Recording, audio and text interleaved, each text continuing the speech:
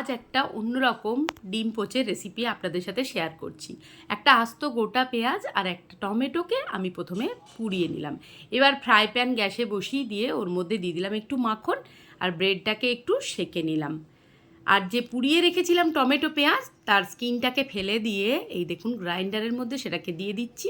তার সাথে দিয়ে দেবো কিছু ফ্রেশ ধনেপাতা, কাঁচা লঙ্কা আর 4-5 কোয়া রসুন। এবার এটার একটা স্মুথ পেস্ট আমি বানিয়ে নেবো।